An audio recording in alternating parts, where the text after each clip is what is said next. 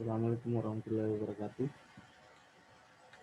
Kami dari kelompok 9 akan menjelaskan memaparkan materi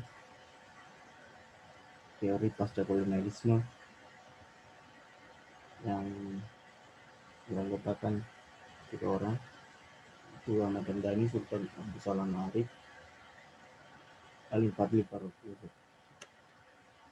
Definisi pasca kolonialisme secara etimologis, post kolonial berasal dari post dan kolonial, sedangkan kata kolonial itu sendiri berasal dari akar kata kolonia, bahasa Romawi, yang berarti tanah pertanian atau pemukiman. Jadi secara etimologis, kolonial tidak mengandung arti penjajahan, penguasaan, pendudukan, dan konotasi eksploitasi lainnya. Bidang kajian postkolonial. Postkolonial sebagai sebuah kajian muncul pada tahun 1970-an. Studi postkolonial di Barat salah satunya ditandai dengan kemunculan buku Orientalisme 1978 karya Edward Said, yang kemudian disusul dengan sejumlah buku lainnya yang masih terkait dengan perspektif Barat dalam memandang Timur. Teori postkolonial itu sendiri merupakan sebuah seperangkat teori dalam bidang filsafat, sastra, film, dan bidang-bidang lainnya yang mengkaji legalitas budaya yang terkait dengan peran kolonial. Bidang ini bukanlah menjadi monopoli kajian sastra. Postkolonial mirip dengan kajian feminisme yang meliputi bidang kajian humaniora yang lebih luas, sejajar dengan kajian postmodern dan poststrukturalisme. Istilah-istilah dalam kajian pasca kolonialis atau pasca kolonial. Pertama, orientalisme. Istilah ini dipopulerkan oleh Edward Said melalui bukunya yang berjudul Serupa sejak tahun 1978. Dalam bukunya Said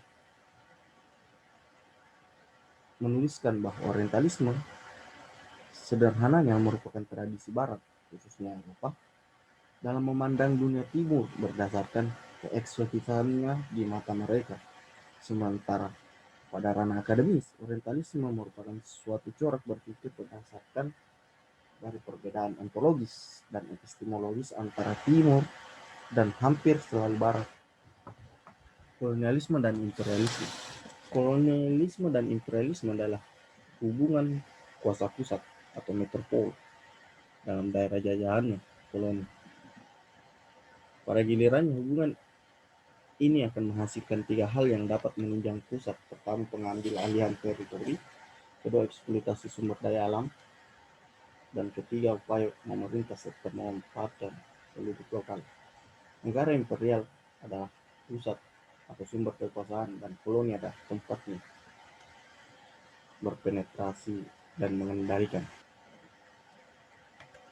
Neokolonialisme berkenaan dengan penjajahan yang berbentuk dominasi ekonomi terhadap negara bekas jajahan yang secara formal telah merdeka. Namun demikian, secara luasnya neokolonialisme dapat diartikan sebagai ketidakmampuan negara bekas jajahan untuk mengembangkan ekonominya secara mandiri dan ketidakmampuan dalam menentukan corak politiknya sendiri di bawah tatanan baru dunia yang disebut globalisasi.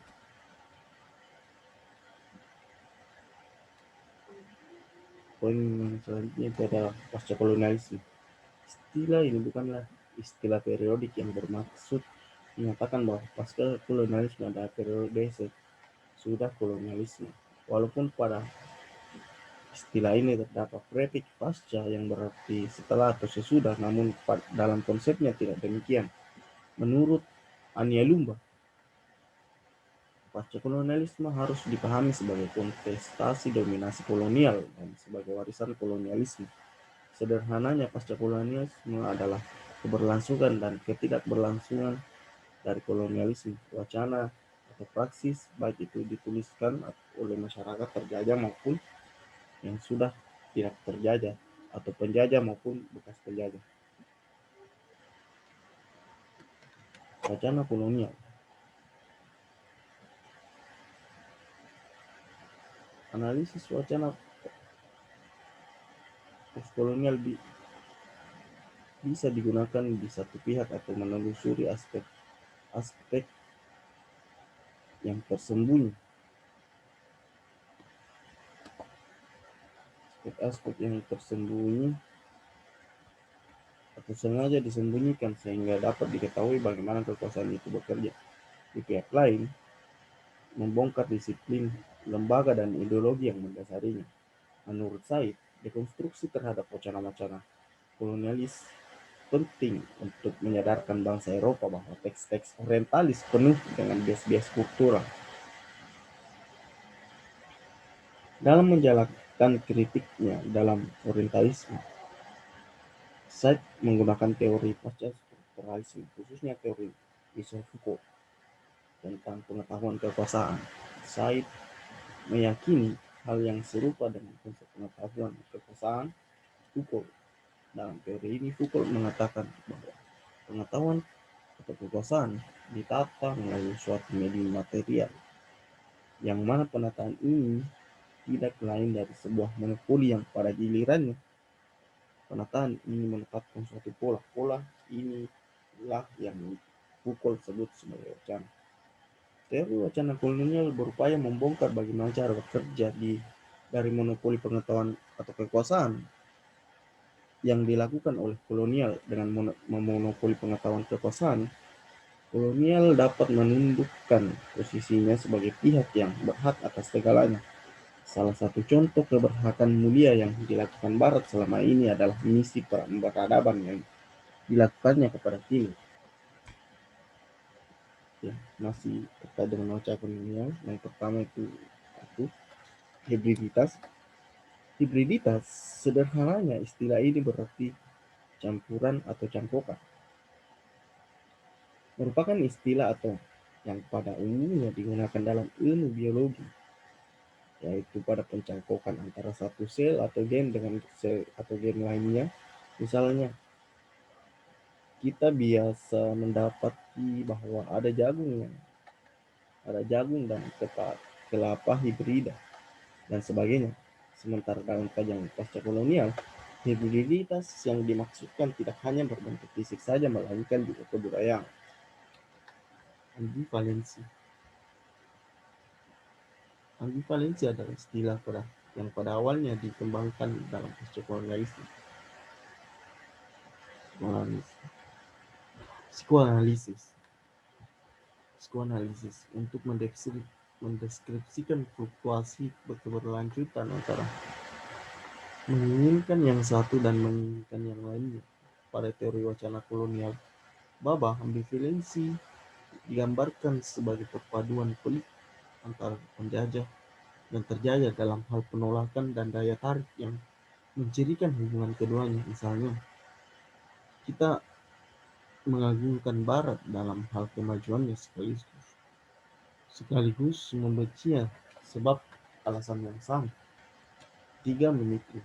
Kata dasar dari istilah ini adalah mimik.